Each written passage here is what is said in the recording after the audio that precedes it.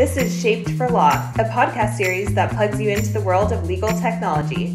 Join host David Fazacoli, CIO of CTS, as he covers news and trends shaping the legal industry.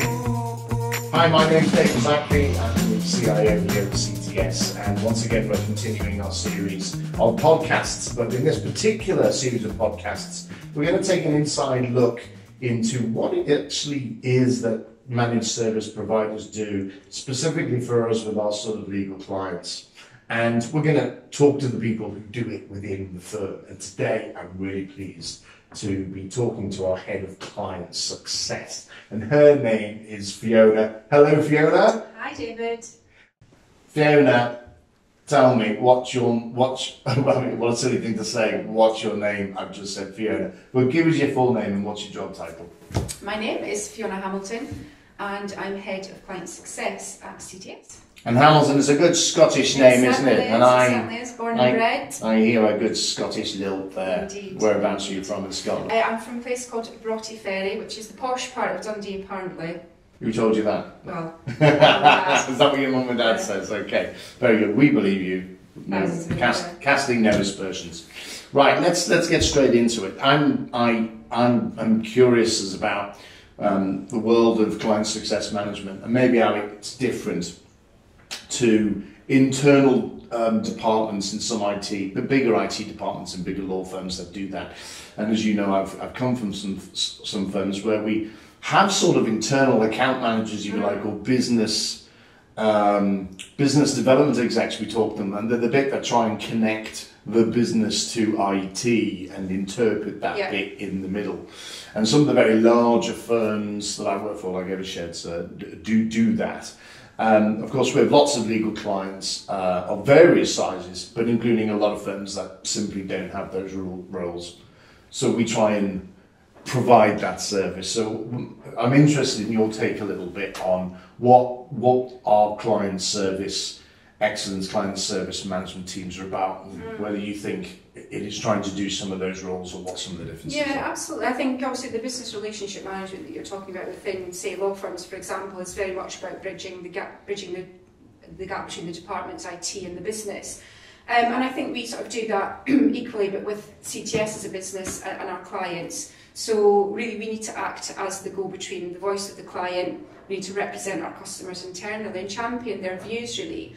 Internally, we should be holding ourselves to account, making sure really that we are the governors of the service that we provide to our trusted and valued clients. So yeah, very much about making sure it's a value-add service, that we're there as a trusted advisor to our clients. And that internally, as I say, we are effectively exercising and making sure that the service that we're delivering is of quality and value to our clients. It's always going to be tougher, isn't it? This is my take, because when you're an employee of a firm in that firm doing that job, you may have the lawyers and the things working for you just giving you more of a sympathetic ear because you're an employee. They consider you sort of one of them. And there's some positives and there's maybe some negatives to that as well. We in our roles and the roles that you're talking about, it's probably a little bit tougher, isn't it? Because, you know, we're trying to be that internal voice, but we're still working for CDS. What's your thoughts on that? Yeah, I agree. It's a difficult role to have, because obviously, you know, the client is holding you accountable for the service that the business is delivering. But equally, internally, we need to be winning the hearts and the minds of our peers, of our colleagues, to make sure really that we are empowered to help drive the change perhaps that's needed to be made to deliver service excellence. So it can be quite challenging, incredibly rewarding when you have those little wins, or that you begin to see the difference and the change in the feedback that you're having from clients perhaps. So yeah, I think it can be difficult. Again, I guess the similarity would be that, because whilst in law firms, we're on the same side, that's really what we want to try and invoke and drive with our clients, that we're all on the same team here, and that's about driving excellence to their end users and then their clients. So it's similar there, but also there's a little bit of I guess, difference, because although we're not employed or under the same domain name, effectively we are trying to operate as one team, if you like. Well, it's interesting you just said one team. You've just sprung this memory, which is a 15-year-old memory of when I worked at Eversheds, we did an outsourcing deal with the Computer Centre, and I think that deal's still there today. And what was very important was getting that matured and working well, which took a little time at the beginning, was getting to that point where it was about one team. You know, it's not you, it's not us and them, it's just us. It's just one team. And once we cracked that at Eversheds with Computer Centre, then actually it became a very successful partnership. I mean, it sounds to me that you're sort of reflecting the same thing, is the same approach that is important. Absolutely. I mean, we're doing a lot of end user support for our clients. We're working with, on occasion, IT teams. So ultimately the goal there is to drive that excellence, to make sure that the user experience, whether that's the end user or our users or our clients' clients, are seeing and experiencing IT as a facilitator for their business. That's ultimately, you know, the goal at the end of the day.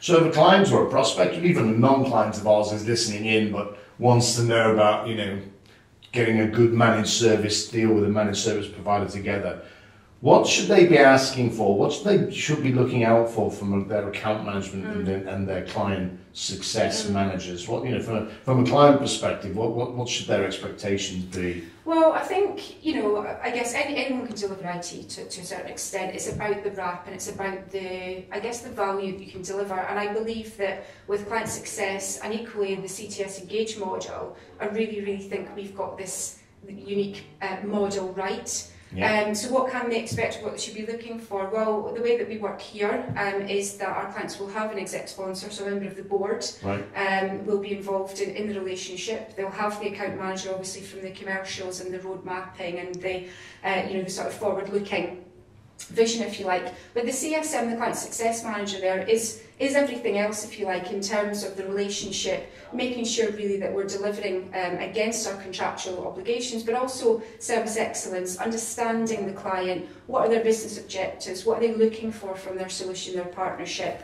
health checking, how are they doing, where do we need to improve, what else can we deliver to them that they would like to see. So it's not all the, you know, the negativity or the looking back or the looking down, but actually what more would they like to see from a partner?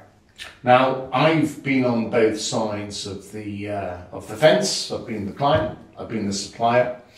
Maybe sometimes I've been the unreasonable client. I hope most of the time I've become a reasonable sort of client. But I recognise that actually successful partnerships need to be balanced. There needs to be fairness. They need to be equitable, where no one side over demands or misunderstands. Yeah. And so, well, what's your thoughts on that? Because I've got quite strong views myself on that, about getting that right. But what's your thoughts on getting to the best partnership model where things really work out for both sides? I mean, there needs to be skin in the game on both sides ultimately. So I would say that, you know, from what we'd be looking for from our partnership is an understanding that there are processes obviously to follow. So making sure on both sides, you know, we understand what the communication piece is, what the escalation piece is, what they can expect. So setting your stall out from the beginning. When will we be communicating? What do you need from each other? So I think communication is really key there, building that relationship, understanding, as I say, there are certain processes that need to be followed. We are a business, you know, we're operating under or for more than one client, so an appreciation that, you know, as I say, we are a business, and that there are other clients we need to service, as I say, following the process. And yeah, I think just being open to building a relationship. And that's a key point, isn't it? Because building a relationship, sometimes it takes a bit of time. You've got to invest some time. It's not always perfect from day one with any managed service provider, and I've worked with so many. Yeah. But if the spirit is right and that fairness of balance of approach is right from both partners, that one team thing that we mentioned before, then that really, if you give it enough time, is actually what builds a process, builds trust through time, and gets you to the point. But without it, it's actually difficult. Yeah, absolutely. So it has to be worked out, doesn't it? It's an important like any thing. Relationship. Yeah, absolutely. There are going to be some good days and some bad days, and of those bad days, if you've got the relationship there, it's much easier to have a difficult conversation when you've got the relationship, isn't it? So, what gives you the best kick out of the job and what you do? Particularly my on team. success. Right. The team are absolutely just mind-blowing, brilliant, really great bunch of guys. They've really gelled. They're a fairly new team, so some very, very recent guys that we've onboarded. They've worked really well together. Some of them are very experienced. They've come in, hit the ground running. Even the lesser experienced ones have really grabbed the role really by the throat. And right. They really, really love the team, love managing the team. Love just putting the sort of, setting the baseline really and beginning to build the team. So I think that's my favourite. It's just seeing them be successful and enjoy their jobs and the autonomy that they have. That I allow them and they allow me to give is probably the best part for me. So I think the team management, and again just watching them manage clients, manage internally, and looking at them, just thriving really. That's my thing. I can see that by the smile on your face. It gives you a okay. Fiona, thanks for talking to me today. You're very welcome, David. Thanks for having me. Good problem. Thanks for tuning in to the Shaped for Law podcast. I hope you enjoyed the episode and picked up useful insights into the world of legal tech.